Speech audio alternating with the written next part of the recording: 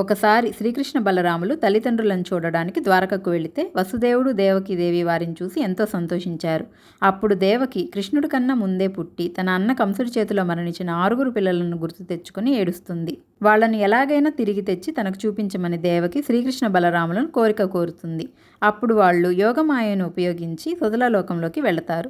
అక్కడ ఉన్న బలిమహారాజుతో కృష్ణుడు వచ్చిన పనిని గురించి చెప్తాడు. తొలి మన్వంతరంలో మరీచికి, ఊర్ణాదేవికి కొడుకులుగా పుట్టిన 6 దేవతలు బ్రహ్మదేవుడి శాపం వలన హిరణ్యకశిపుడికి కొడుకులుగా పుట్టారు. తర్వాత యోగమాయ వల్ల వారు దేవకీదేవి గర్భంలో నుంచి పుట్టి కంసుడి చేతిలో హతమయ్యారు.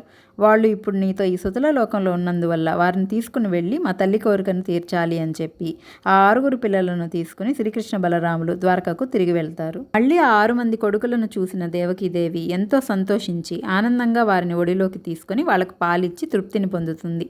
తర్వాత వాళ్ళు శాపం నుంచి విముక్తిని పొంది మళ్ళీ దేవతలుగా మారి దేవలోకానికి వెళ్ళిపోతారు.